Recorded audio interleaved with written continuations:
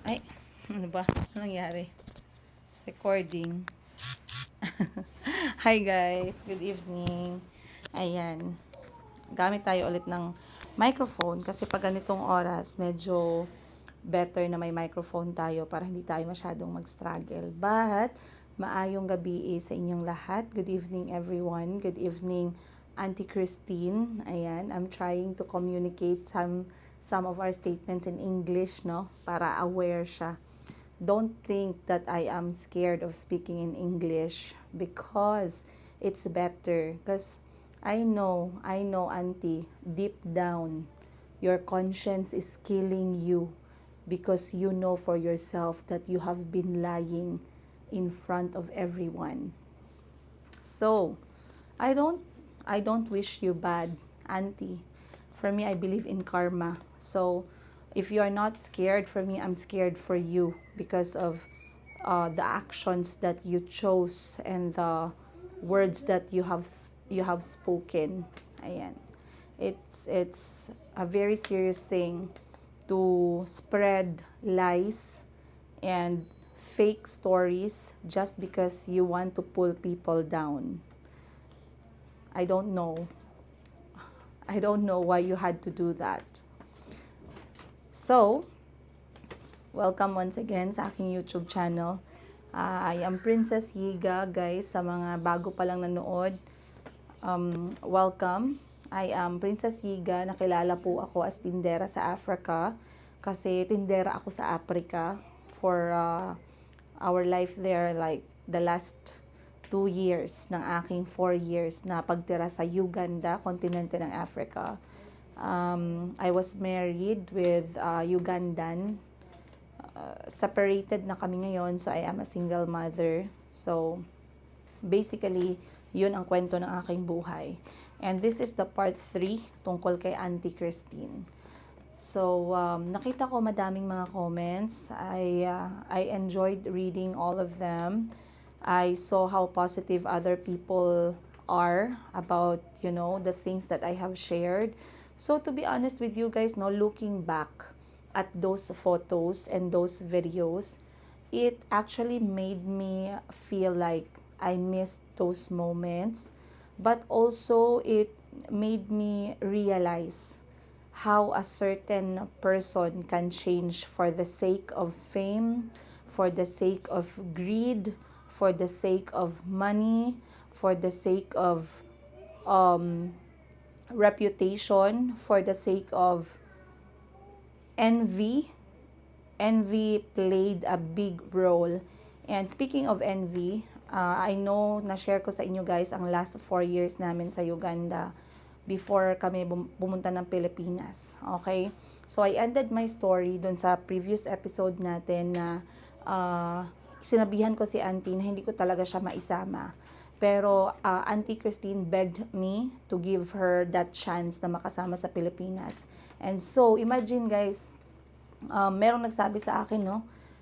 Bakit may nag-comment? Oo nga naman, it made sense. Kasi sabi ng comment, bakit ko naman daw talaga dadalhin si Auntie kung kailangan ko ng 100,000 pesos na pamasahe niya para lang dalhin siya dito sa Pilipinas? Why would I do that? Sige daw guys, sagutin niyo daw yan be, yung aking tanong. The biggest question. Why would I do that na hindi ko naman kinontent ang buhay niya? Ang buhay niya, content niya naman yan, kwento niya naman yan. Nag-appear man siya sa mga videos ko pero very minimal lang. Actually, nakikilala, minsan hinahanap niyo pa siya, no? Kasi hindi naman talaga siya nag-a-appear sa mga episodes, sa mga content na ginagawa ko sa aking buhay. Pwede naman akong magplano kung anong gagawin ko sa 100,000. Pwedeng pang simula ng negosyo namin, ng mga anak ko dito sa Pilipinas. Pero hindi. It's because my intention was clear. The vision that I had as a person, as a Princess Yiga was clear.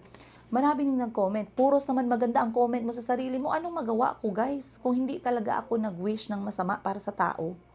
Why are you trying to make a person say, look bad? Kung hindi naman talaga ganun ang pagkatao ko. Sa 4 na taon, guys, walang narinig ang pamilya ni Auntie Christine sa akin.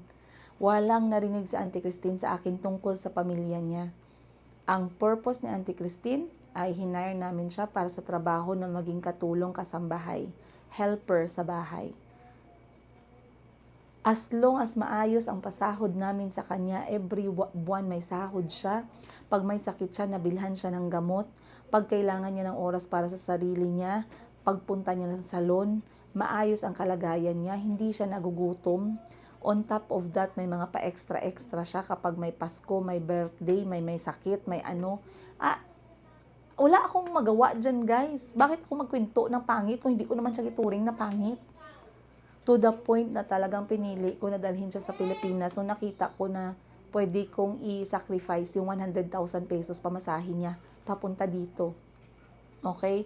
So merong nagsabi, "Kau kasi ma'am, gidala mo pa yan dito sa Pilipinas, edi naglaki ang ulo niya." How would we know things is going to turn out the way they did? That's the biggest question. How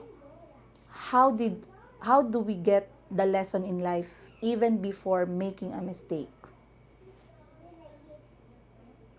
Every lesson na nakukuha natin sa buhay natin, every moral lesson, it's because we made our decision. And that decision, it may be wrong, it may be right. Both of those decisions left us huge lesson. And that was my lesson. I did a decision na dalhin si Auntie Christine sa Pilipinas. Isa, very big decision. Ang dami kong nasacrifice, ang laki ng perang sinacrifice ko para mapakita yung opportunity sa kanya sa Pilipinas. If ako ang nagtatrabaho sa another boss, if ako ang nasa posisyon ni Auntie, I would love my boss to give the same opportunity. I was in that position, you guys. And if I can do that for someone, why not? Okay? And I know I'm not the only Pinoy, no? Na ganun yung klase ng mindset ng thinking. Gustong magbigay ng opportunity sa mga nakakasama nila sa bahay. Or, to be more specific, kasambahay. I'm not the only one. Ganun tayong mga Pilipino. Okay?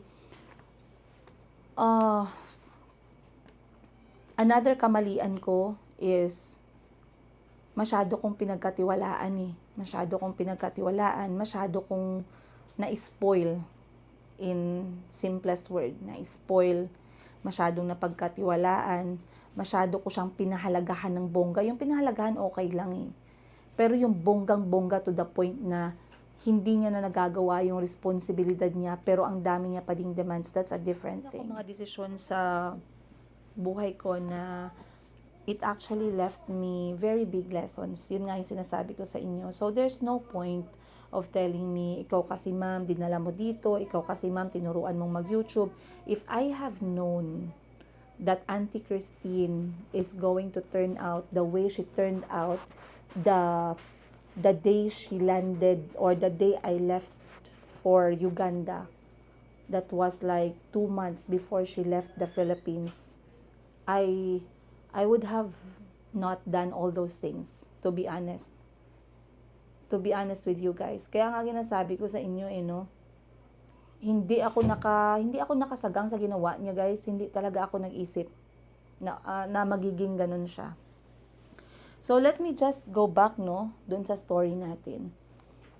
Basically, papunta ako dun sa tanong for this third episode. The biggest question is kamusta si Auntie Christine nung first year niya dito sa Pilipinas? Ano yung ugali niya sa unang taon niya sa Pilipinas? Okay. So, unang-una, pagkalipad namin, guys, lumipad kami via Qatar Airways. Okay? Ang ticket ni Auntie balikan, ibig sabihin, pwede siyang umuwi nung 1 buwan. Pagka 1 buwan niya, kasi meron silang free visa dito sa Pilipinas. Ugandan passport, have 30 days free visa dito sa Pilipinas. So, she had a return ticket, the same Qatar Airways. Davao, mag-stop lang konti sa Cebu, I believe, and then Cebu, Qatar, and then Qatar to Uganda. Ganon kaganda yung ticket. So, pagdating namin dito sa Pilipinas, guys, I will never forget. Sinundo kami lahat ng BMW kapatid van. ko sa airport sa Welcome to Davao. Philippines, Auntie! And the first thing they did is to And my welcome us mama with a is there, local Lola. Ng pagkain. local Ang food. aking pamangkin. And Nag-dinner Auntie is kami here! sa isang barbecuehan na nagsiserve din ng Pinoy food. Ganun kasaya yung pamilya ko. And they were very excited, by the way, na makilala itong si Auntie Christine. That's why I feel like I cannot be fake with you guys, and I cannot help it.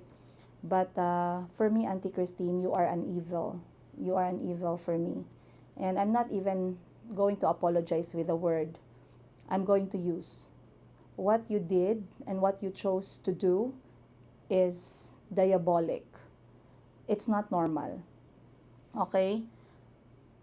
For the past 2 years, not to mention yung mga time na umuwi ako ng Pilipinas na laging hindi ka nakakalimutan padalhan ng pagmamahal ng mga kapatid ko in any form. It can be damit, it can be kahit ano guys, lipstick, it can be perfume. Alam mo yan, you know that, Auntie.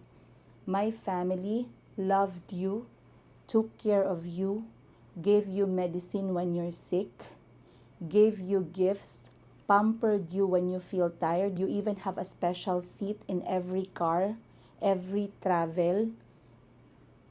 And then you spoke badly about my family. You spoke badly about my mom. Shame on you, Auntie Christine. I hope you get to watch this part because I'm going to tell this straight to your face. Shame on you. And you are very ungrateful. You are very ungrateful. And I feel bad.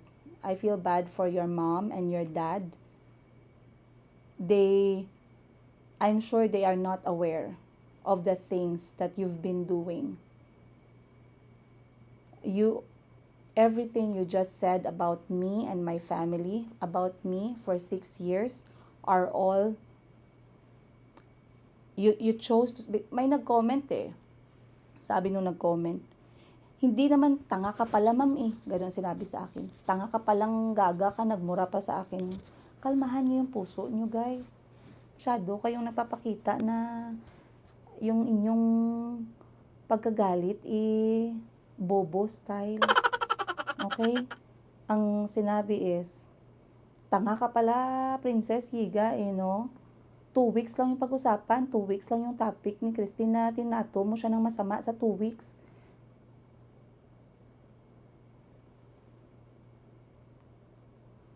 Two weeks, even if natrato siya ng hindi niya nagustuhan sa 2 weeks, i-compare mo yon sa almost 6 na taon, i-compare mo yon sa 2 taon na nakasama niya ang pamilya ko, yet the way she spoke, parang mag-ano siya guys, parang you look like Auntie, you're going to transform. The way you were so full of hate, too much hate. I don't know what happened, Auntie Christine. How do you sleep at night? How do you speak the name of God while lying, while showing very hateful face? Later, I'm going to explain to you guys what I think happened, no? Why is she like that? I'm not going to hide from you anything. By the way, there's no reason. In the end, it's my decision and nobody can make me change my mind after everything. Okay? So, pagdating namin ng Pilipinas, na-welcome siya ng maayos. We stayed at one of itong magandang accommodation sa Davao. And the bashers, the haters, the crab-minded people will say, hey, sumbat ka naman dito, sumbat ka naman dyan. It's not sumbat. This is a fact. You are trying to make lies about me and my family. Now I am exchanging facts with you at ayaw niyong tanggapin. And all you can say is sumbat dito, sumbat doon. It's not sumbat. I am not asking Auntie Christine to pay me back. I'm not asking Auntie Christine to do something for me. I am showing you guys facts just so, like I said, let my life and let my mistakes and let my regrets be a lesson sa buhay din ninyo. Para naman at least, meron din kayong warning, no? Or baka mangyari din sa inyo, at least alam nyo na. I don't wish for anyone to experience what I experienced with Auntie Christine. And again, disclaimer, for all my friends out there who prefer to understand this in English, I am not speaking about race. I'm not speaking about citizenship. I am only speaking about one person only, and that's Auntie Christine. That's all. What happened to her before we left Uganda, during the time we were together, our time in the Philippines, and until the time that I asked her to go back to Uganda. So pagdating namin ng Pilipinas, you guys, Auntie Christine was welcomed well. I remember, nag-vlog ako, may picture siya, na dinala siya, nag-stop kami sa isang fruit stand. Na-experience niya yung durian, nagustuhan niya, masaya kami kasi ang ibang mga foreigner, hindi nila nagugustuhan ang durian. Okay? Hindi pwede, kaya inisip ko pa lang, no? Pag nagtulpo, kahit nga si tulpo, ginapakinggan nga ang side ng another side, hindi pwede ganyan. Okay? Hindi pwede na hindi tayo magsalita. 2 months, nagtahimik ako sa 2 months, tapos nilangaw yung kanyang mga video ng luto-luto, hindi ko alam kung bakit. Bumalik naman, nagawa na naman ng storya, tapos storya pa talaga about sa ex-husband ko tsaka sa akin. Anong pakialam mo? What is it with you, Auntie Christine? But it's going to make sense very soon, Auntie. It's fine. I'm going to help everyone, okay? Because they are wondering, why are you so angry? Why are you full of hate after you left Philippines? They're going to find out. I'm not going to promise you guys any videos, fake videos. I don't have to do that. But you will know, the story will be very clear. And it's impossible for me to claim these things now kasi alam ko 70% of you guys who's watching me right now have seen these things before in the vlogs. You have seen the photos I uploaded. So this is not something that is going to be claimed as made up, no? The first year ni Auntie Christine, napuno siya ng local travel. Okay? But before the local travel, before we go there, I remember I was pregnant with Mayumi. November, umuwi kami ng September, katapusan. So, October, 2 years old na yung birthday ni Chico, no? October 25, birthday ni Chico. Then, October is also my, October, November, December, January. I was also like, going 6 months, I believe, pregnant na. 6 months na ako buntis kay Mayumi. And that time, nakitira pa ako sa bahay ng kapatid ko, si Madam Ten Gives. Pero may bahay na kami. Ito na yung bahay namin, pero hindi pa siya ready that time. So, inaasikaso ko pa siya nung time na buntis ako kay Mayumi. And, actually, the first thing that we did pagdating namin ng Pilipinas, ay puntahan itong bahay na to. Kasi gusto kong ipakita kay Auntie yung achievement ko as ako. Hoping na magiging inspiration, motivation yon para kay Auntie, para mabago yung mindset niya. Okay? I saw people, no? Dahil hindi man lang siya yumaman. Guys, 36 years old na si Auntie, nakilala ko siya, guys. Sa 36 years old, kung wala siyang napundar, wala siyang naipon, kasalanan ba yun ng ibang tao? Is it other people's fault that 36 years of your life before you came to me, you did not have anything, you were not able to save or invest anything? Is that going to be my fault? Kasalanan ba yun? Kasalanan ko ba yun? Well, people are very shallow. You see? People are very shallow. They just want to put blames on other people. And that is a very big symptoms of a crab-minded person. They never want to take responsibility of their own mistakes. Instead, ituturo nila sa ibang tao yung kasalanan. And like I said, yung ginawa ni auntie ngayon, this is nothing. Jablo number 2 lang si auntie for me.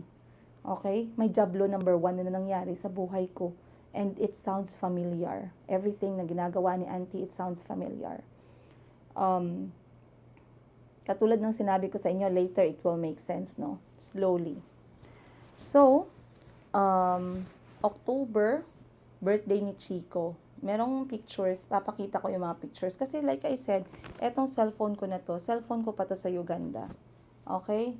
Lahat to may photos, may videos ng mga moments kasama si Auntie Christine. Alright? You're going to see, guys. Random. They're not even stolen, no? Katulad ng mga ginawa. This is just random photos. Not for any intention of anything. Kasi kung ang intention ko lang pala, guys, ay siraan siya, sana yun palang sa Uganda, no? Yan palang mga, mood niya, moody siya na hindi siya makausap buong araw. Tapos pag may kailangan akong i-utos sa kanya, hindi pa nagagawa, no? Mga 3 days, ginawa ko na lang. Ang daming mga ganyang instances. Pero wala kayong narinig sa akin because I choose to look at the good side ng tao. At pinalampas ko lahat yun, guys. Kaya importante sa akin, buhay ang mga anak ko. Yun lang. Ang hirap talaga maghanap ng kasambahay, guys, sa Uganda. Sobra.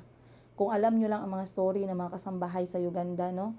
Kung mahirap dito sa Pilipinas, it's even more difficult there. So, birthday ni Chico, I remember, sa birthday ni Chico, guys, grabe, sobrang busy ko. Buntis pa ako kay Mayumi niyan, ha? Nagpa-back up pa ako niyan. That time, Parts was already working with me. Si Mama nandyan din. Si Parts at saka si Mama, sobrang busy kasi sinelebrate namin ang birthday ni Chico na second sa classroom na elementary school. Hindi pa siya nag-aaral noon, pero sabi ko I would like to celebrate with the children na kaedad ni Chico. So namili kami ng elementary school and then doon kami nag-celebrate. The whole time na nag-birthday si Chico, guys, si Auntie Christine po ay nakaupo lang yan siya. Hindi talaga yan siya nagbuhat. Hindi talaga yan siya nagbuhat kahit pagkain, cake, nag-decorate. Ako at si Mama ang gumalaw. Okay? Okay lang, walang problema sa akin. Kaya syempre, kadarating mo pa lang, 'di ba? You just came, you wanted to enjoy ilang beses, guys, how many times did they think na si auntie ang madam at si auntie ang employer at ako ang kanyang alalay. Fine kung simple ako manamit. Pero it's not about the way I look also eh. It's about how I am hands-on every time na we are busy. At kung ano yung pag-asta-asta ni auntie, no? So, okay lang. Wala pa din problema. Ginatawanan ko lang yan, guys. I celebrated Chico's birthday. We celebrated Chico's birthday. First few months ng pagdating namin sa Pilipinas, dinala ko si auntie dito sa bahay. May picture siya kasi talagang proud na proud ako, guys. Kasi bago pa kami umalis ng Uganda, sinabi ko na kay auntie, huwag ka mag-alala kasi baka mag-alala si auntie at yung pamilya ni auntie na baka yung bahay maraming tao, baka mamaya may mga lalaki, mag-worry sila. Talagang inisip ko talaga yung kalagayan niya. Sabi ko, huwag po kayo mag-alala, may sarili po akong bahay. Kami lang po ni auntie ang makakatira doon at ang mga anak ko. Kung may pupunta man or mag-i-stay man, matutulog, mga kapatid ko lang din. So, may kapatid akong isa na kasama ko sa bahay nung first year namin dito sa Pilipinas. Yung aming bunsong kapatid na siya din ang alalay ko sa mga bata. Binibigyan ko ng allowance yung kapatid ko sa school, pinapaaral ko siya. Ang kanyang task ay mag-alaga sa mga anak ko, ilabas sila sa sports, maglaro, ilabas, mag-biking, kasi si Auntie Christine po ay hindi ginagawa ang mga bagay na yan. Sa 4 na taon na magkasama kami ni Auntie sa Thailand, Auntie Christine was never asked to walk with my children, to bike with my children, to watch them while they're playing sports, to do their homework, to do their project. Mainly, ang pinaka lang ni auntie na trabaho talaga magluto. And later on, ginawa niya pang content. So imagine, guys, ha, and I'm paying her salary. Auntie Christine, you listen to this, okay? I'm not sure if this story is going to make you feel bad or whatnot, no? But people should know the kind of life you had with me for 6 years. And maybe, it will actually resonate. It will actually make sense in the end. So, pinakita ko kay auntie yung bahay. Sobrang proud ko, guys. Actually, ang ganda ng message ni auntie, no? Talagang may message si auntie sa akin. I will never forget. Sabi ni auntie sa akin nung nakita niyo yung bahay. Princess, talagang nagkuha talaga siya ng moment. Princess, I'm so proud of you. You are able to have your house. Okay? I was humbled dun sa comment. Kasi, imagine, no? Despite everything na nangyari sa buhay ko doon sa Uganda, despite sa pinili ko na mga desisyon na maging single nanay, bit-bit lahat ang mga anak ko, buntis ako, I am able to focus on my vision para sa mga anak ko. And I worked a lot, you guys. Alam niyo kung paano ko na-sustain halos maliban sa nagko-content creating ako, hindi nyo makakaila na I also entered selling sa Uganda, which is etong aking mga African products na dinala ko pabalik dito sa Pilipinas. African tela, chitenge, pamaypay, lahat yun pinasok ko, guys. Nasa dugo ko ang pagbebenta. Hindi man ako business graduate, hindi man ako academically inclined pagdating sa negosyo. Pero I had it in my heart kasi we grew up selling kasama yung nanay namin. Nanay namin tindera, simulat sa pulbata pa lang kami hanggang naging kolehiyo. Okay. So ngayon, pinakita ko sa kanya yung bahay, sobrang proud ko. And while I was getting bigger, dahil pregnant ako kay Mayumi, November, guys, while I was fixing itong bahay, I also started selling. Naalala ninyo, I was 5 months, 6 months, 7 months pregnant. Nagbebenta din ako sa bahay namin, doon sa tinitirahan ko na bahay ni Madam Ten Gibbs. Nag-o-online, nagla-live selling ako, buntis na buntis ako nun, guys. I'm going to attach pictures as well. Si auntie, guys, nasa kusina, nagluluto. Ako, nagbebenta. Pag may nagpunta na naglinis ng kuko, linis din ng kuko si auntie. Bagong kulay. Laging on flick, on point. Masaya ni auntie. Napaka saya niya, napaka grateful, napaka humble, mga panahon na yun. And then, I decided to start my own shop. Eto na yun, pagbubukas ng Mayumi Thailand Closet. Naghanap ako ng pwesto, nakakita ako ng pwesto. Again, i-attach ko yung picture. That was December, no? Kasagsagan ng Pasko. Talagang nilaban ko. Pero before ako naghanap ng pwesto, nakapagbiyahe pa pala kami ng mga local travel. Nagpasyal pa kami ng dagat. May moment pa kami together. Mukha ng inalipin at inalipusta at minaltrato. Tingnan nyo. 'Di ba? Naga-vlog pa siya niyan, guys, unlimited. Walang bawal. Hanggang sa slowly, yung hindi na siya nag-focus masyado sa luto niya na episode, dahan-dahan na nag-a-appear na yung mga bata. Okay pa din kasi mga bata pa konti here and there kasi mag-review dun sa giluto niya. 'Di ba? Okay lang kasi cooking tulye mele. Ibig sabihin pagkatapos mo magluto, dapat may tumikim. Okay lang 'yan, no problem. Ngayon, nagpasyal pa kami, guys. Pinush ko pa. I was 7 months, going 8 months pregnant, no? Malapit nga ako hindi pinayagan sa eroplano at saka sa barko Nang sinabi ko, pupunta kaming lahat may naipon akong konti. Sabi ko, pupunta tayo sa Zamboanga at saka sa Sulu. And so we did. Kasama si auntie. You guys. Kasama si auntie, nagbiyahe kami. Dumating kami ng October.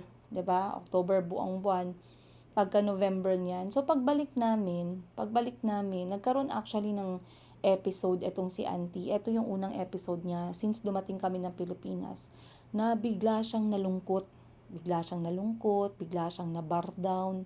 Hindi na siya umiimik, 1 araw, 2 araw, 3 araw, buntis ako kay Mayumi. So nabahala ako, guys, no? Kasi syempre very sensitive ako pagdating sa mga mental health. Kasi alam ko ang ni auntie, alam ko ang kanyang history. Okay, malapit na niya mag-give up sa buhay bago niya kami nakilala. Alam ko ang mental health level.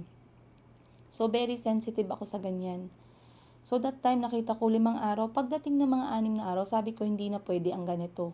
Kasi nakikita ko siya pagkatapos niya magluto, uupo, wala na, hindi na gumagalaw, luto ulit, hindi na ulit gagalaw, nakaupo na lang siya. Wala na guys, wala nang galaw-galaw. So, syempre, ang iniisip ko, hindi naman yung iniisip ko na yung trabaho or whatnot. Ang iniisip ko, baka mamaya, ano nang lumalabas sa isip niya, di ba? Hindi ko na iniisip yung mga kailangan kong gawin. Naaalala ko, minention ko pa kay Parts, something is, not okay, no? Kay si auntie, parang laging tulala, mag 1 week na. So, ang ginawa ko, guys, pinaupo, nakwento ko na to sa inyo, nung panahon na, nagdesisyon ako na suportahan yung 2 anak niya sa eskwelahan, sa kanilang boarding house. So, sabi ko, umupo ako pagdating, buntis na buntis ako kay Mayumi, guys. Umupo ako dun sa dining namin, dun sa bahay, nakikitira pa lang kami dun. Sabi ko sa kanya, Auntie, upo ka. Sabi ko ganun, usap tayo. Auntie Christine, you remember this time, right? And you can deny all you want, Auntie. It's okay with me. You can lie all you want. But I know in the night, before you sleep, your conscience is going to dig down on your soul, on your heart, because you know you are lying. You know that you are lying because you have a purpose. There's something you wanted to do. But then, again, like I said, that's not how we live. You might feel like you have succeeded, and that's okay, but just know, karma is going to get you slowly. It's not going to show in 1 day, Auntie, but it's gonna show up in 1 year, in 2 years. People will see it, and they can stay, and they keep on watching you. And then that's even better, because now they will see. Alright, so, kinausap ko si Auntie. By the way. Aray ko. Okay. So, yan yung unang beses na kinausap ko si Auntie. Dahil napansin ko na parang meron siyang mga, yung depressed episode ba. E di syempre very na-concern ako, guys, no? So, ngayon, alam ko na naman ang banat ng mga utak, talangka dyan. Puros lang maganda, ginasabi mo sa, alangan, bakit man ako magsabi ng hindi totoo? For what? Kung hindi mo na naturing ng maayos, hindi nyo naman ma-deny yan kayo. Kita nyo naman yung mga itsura niya. Nandito siya sa akin. Guys, kung walang rason na tratuhin ko siya ng hindi maganda. Bakit ko siya tratuhin ng hindi maganda? Madali lang ako kausap, guys. Wala ako libog na tao. Sabi ko sa kanya, Auntie, bakit malungkot ka? Anong problema? Sabi kong ganun. Imagine, guys, naglaps na yung 1 buwan na ticket. Na forfeit na yung 50,000 na ticket. Okay lang. So, sabi ko, Auntie, sure ka na, hindi ka uuwi, ha? So, naglaps na yung ticket. Noong mga October, November na, pagkabalik namin galing sa Sulu, Zamboanga, doon na nagsimula. Sabi ko sa kanya, Auntie, bakit malungkot ka? Upo ka muna. Anong problema? So, nagsalita muna ako, no? Kasi parang hindi na siya sasalita, 1 week na. Tapos sabi ko sa kanya, Auntie, anong problema? Sabi ko, gusto mo bang umuwi? Malungkot ka ba? Pagod ka ba? Anong problema? Sabihin mo. Kasi mamaya, no, hindi natin alam kung anong iniisip ng tao. 'Di ba? Hindi natin pwedeng i-assume na okay lang yung tao. Pag naramdaman mo na hindi okay, i-approach mo. So ngayon, nagsimula na siyang umiyak. Grabing iyak niya, kinakausap ko siya. Talagang inupuan ko, guys. May mga moment kami ni Auntie na ganyan. Okay? Sa 4 years na magkasama kami sa Uganda, pag ako may problema sa'yo, upo ka. Usap tayo, ganun ang ko. Kasi pareho na tayong mature, eh. We can actually see each other eye to eye. But then, like I said, may mga changes, no, as time goes by. And you're going to know. Kinausap ko siya, bigla siyang umiyak. Then sinabi niya sa akin, nagka-problema daw siya kasi yung 2 anak niya na naiwan sa Uganda, nakikitira lang sa kanyang mother-in-law. Wala na yung mga tatay, wala nang tatay yung mga bata kasi namatay na. So nakikitira daw. Ngayon, etong mother-in-law ni Auntie Christine, sumbat daw ng sumbat dito sa 2 bata. Ang mga bata is high school, no? High school level. Hindi ko lang alam kung basta ang pagkakilala ko may 2 siyang anak. Hindi na ako nagtanong ng birth certificate, whatever. Basta, ang sinabi sa akin, may 2 siyang anak, ba't ko man isipin na magsinungaling siya, no? So, sabi niya sa akin is, sinusumbatan daw yung mga anak niya, and sumasama daw yung loob ng dalawang bata kasi sinusumbatan daw sila palagi, halos araw-araw. Auntie Christine, remember that day that we spoke on the dining table at Camellia Homes, and you told me that during the 2 months you were in the Philippines, that you were very sad and you cannot think properly because your kids are not okay. So sabi ko, anong pinaka-problema? Gusto niya daw tanggalin yung mga bata dun sa bahay ng biyanan. Ang problema, wala silang matitirhan. Malayo yung probinsya dun sa paaralan ng mga bata, opposite. Imagine ang probinsya nila, Auntie Christine, sa pinakaliblib dun sa north. Ang mga bata nasa east, nag-aaral. So, sabi ko sa kanya, kung yan ang problema, hanapan natin ng solusyon. So, sabi ko, kung hindi ka pala peaceful dahil nandun ang mga bata, ilabas ng mga bata dun sa bahay ng mother-in-law mo. What if maghanap na lang sila ng maliit na uupahan, malapit sa eskwelahan? Pwede ba yun? Sabi kong ganun. Kasi hindi ko pa naman masyadong kilala yung mga bata. Hindi ko naman talaga sila na-meet, no? I think na-meet ko lang yung lalaki lang, isang beses.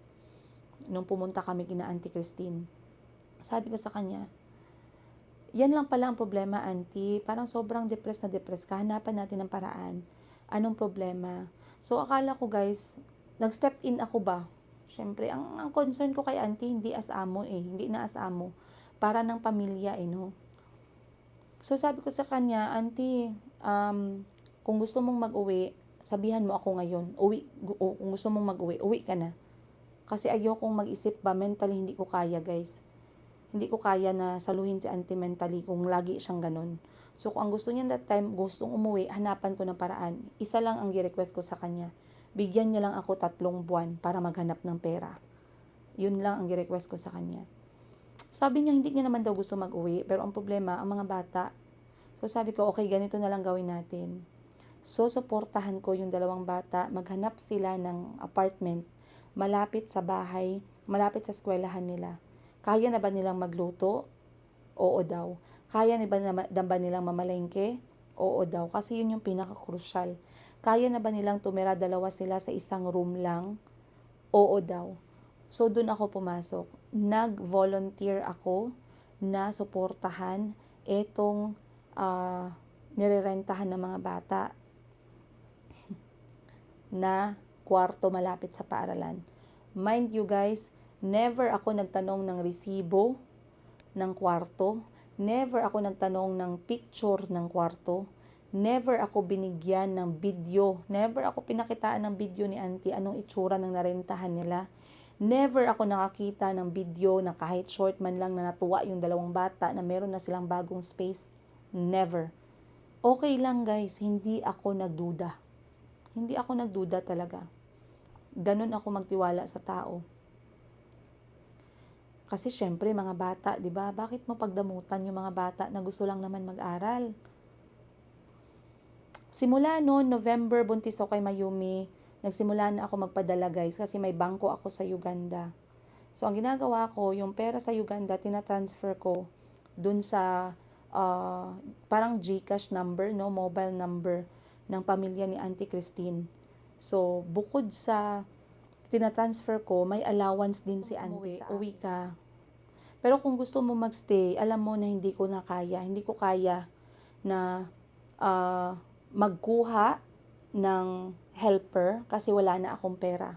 Yung pera ko binibigay ko as allowance niya. So, kailangan namin magtulungan sa bahay.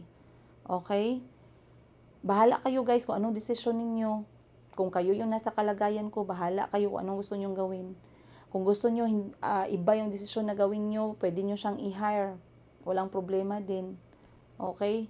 Kung gusto nyo tulungan si Auntie, i-hire nyo. Wala namang nag-stop sa inyo, no? Pero sabi ko kay Auntie, kung gusto mo magstay dito, hindi ako maka-hire ng kasambahay dito sa Pilipinas. Kasi, ang pera, binibigay ko sa'yo. So, ang mangyayari, hindi ko ititigil yung pera, gagawin ko yung allowance, ibibigay ko allowance mo. Pero magtulungan tayo sa bahay. Kasi single nanay ako, hindi ko kaya. Buntis pa ako. Manganganak pa ako. Ang mga bata papasok na sa paaralan. Magbabayad pa akong bahay. tubig, kuryente, pagkain, gala. Wala akong sugar daddy. Wala akong sugar daddy. So, sabi ni auntie, again si auntie hindi bata. Yan guys ha, hindi mo yan mapukpok sa ulo para pasundin mo. Lahat yan, alam niya. Sabi niya, Princess, ayoko mag-uwi. Dito lang ako sa Pilipinas. Naintindihan ko kasi alam ko, katulad ng sinabi ko sa inyo, hindi mo ma-deny ang hirap ng buhay sa Uganda. Hindi mo ma-deny ang liit ng opportunity sa Uganda. Alam ng lahat yan. Alam nga ninyo no? Na nanonood lang kayo sa buhay ko. How much more na ako na nakatira ako dun. 'Di ba? So ngayon, sabi ayaw umuwi. Okay, sige auntie, sige, walang problema. Bigyan pa rin kita allowance mo, magtulungan lang tayo dito sa bahay. Kasi tayo lang naman dalawa, lang naman sino pang magtulungan dito. Alangan yung kapitbahay pa, alangan si kapitan, barangay captain pa yung tawagin ko. 'Di ba? On top of that, ako ang magbabayad ng renta ng mga bata sa kanilang apartment para hindi na sila mag-worry. Kasi parang nasaktan din ako. Guys, imagine kung si Chico, si Kahil, si Calvin nakitira sa bahay ng iba tapos ginasumbatan sila araw-araw, mawasak ang puso ko. So as nanay, yun yung thinking ko, no, yun yung thoughts ko. So kahit buntis ako guys, walang-wala, nagani kami ng mga anak ko. Sige pa rin, kinaya ko pa din. And up to the point, 2 taon in total na binabayaran ko yung apartment. And later on, malalaman natin yung katotohanan. Kung saan napunta yung pera, no? Kung may apartment ba talaga, malalaman natin mamaya. Or sa next na episode.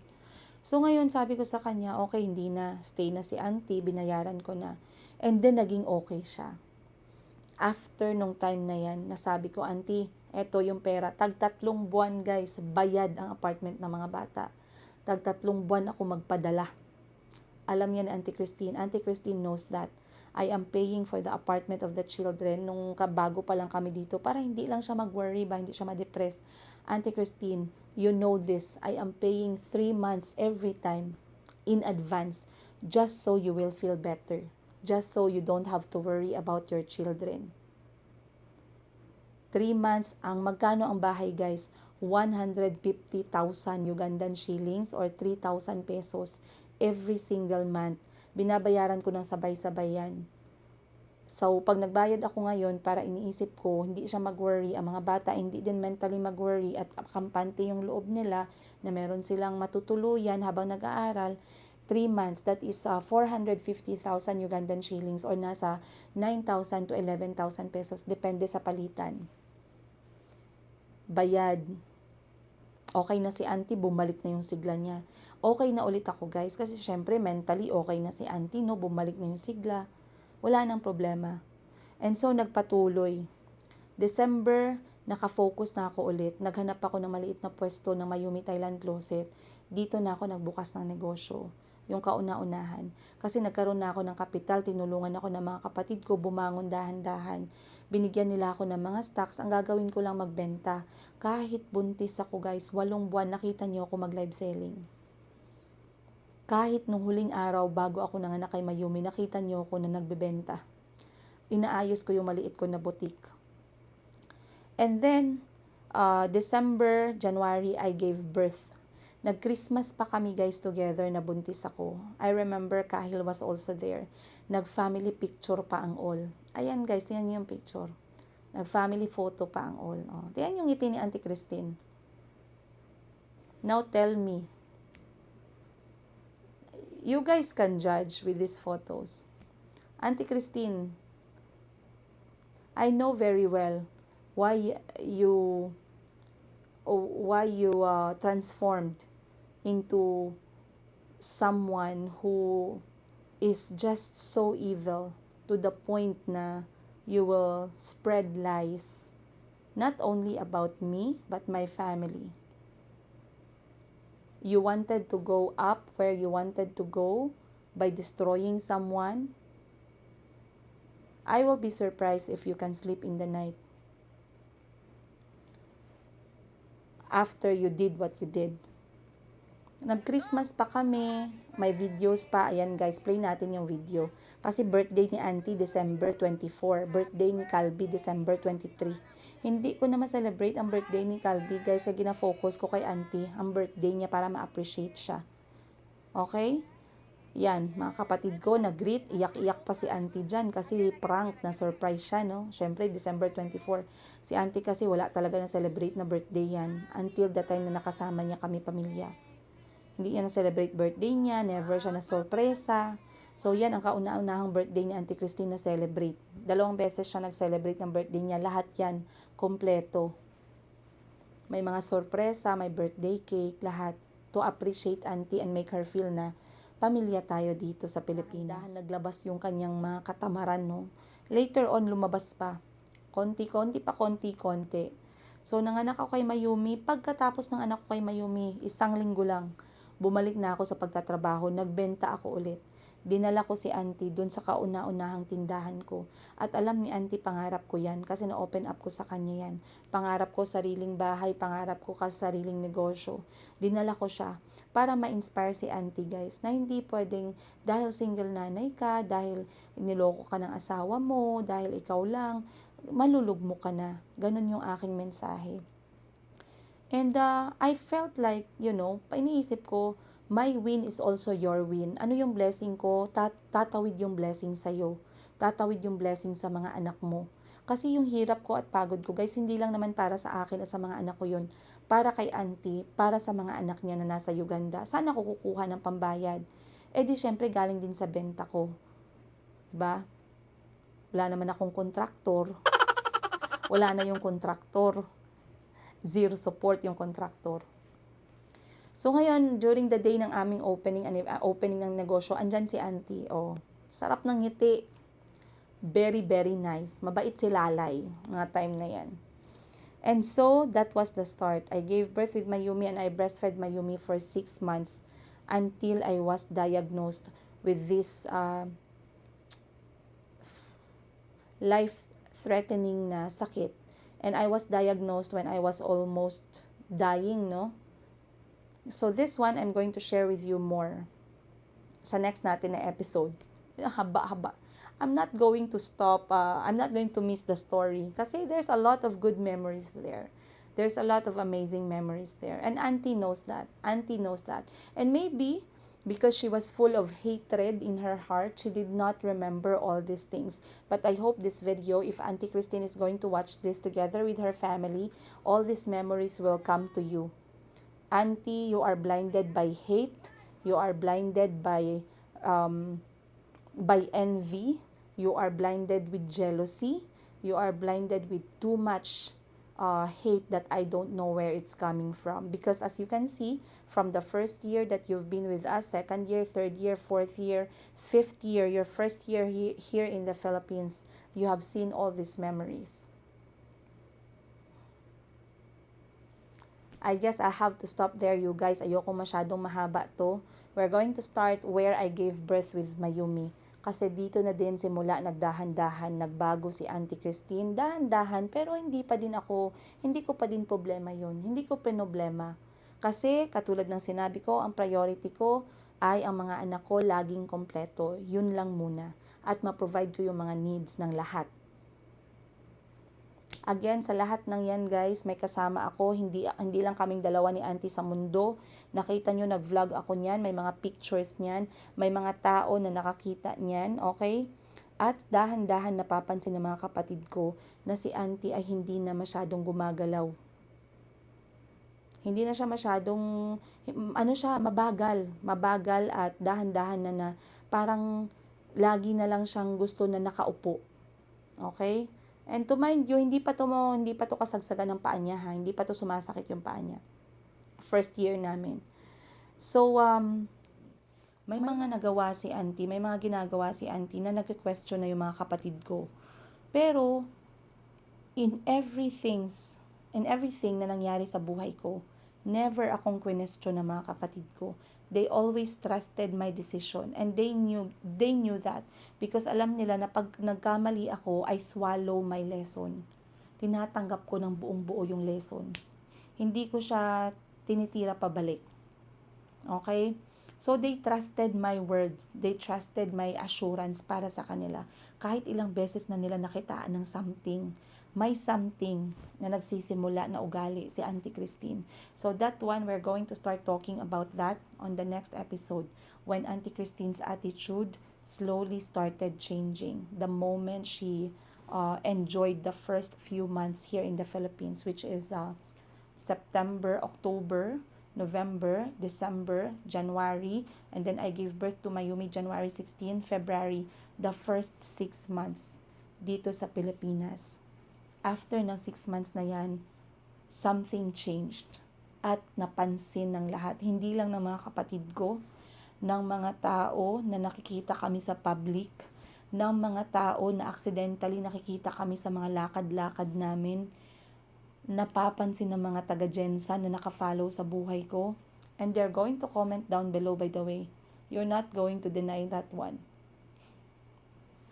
So guys, once again, maraming salamat. This is the end of our part 3. And again, eto yung tungkol sa pagdating namin sa Pilipinas, no? Our first 6 months dito sa Pilipinas. Kung saan ba talaga nagmula at bakit naging ganyan. Naging jablo ang isang malaanghel. Naging lobo ang isang maamong tupa.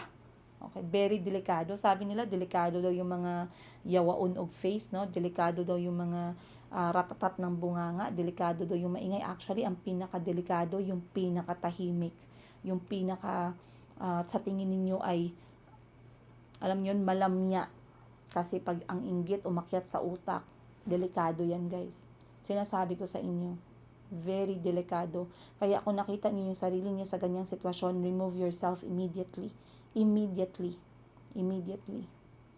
Okay, yun lang guys. Maraming salamat once again. See you in the next one. I'm going to see yung ating discussion down below. Again, try to be nice, try to be kind. I'm just sharing with you the facts of the story of my life as Princess Yiga na nagdala ng isang Auntie Christine dito sa Pilipinas. At kung paano ko pinagsisihan talaga ng bonggang-bongga. And like I said, magsisi ka man, wala ka nang magagawa. Kasi ang matitira na lang sa'yo, life lessons. Once again, you guys, maraming salamat. Much love, Princess Higa. See you on the next one.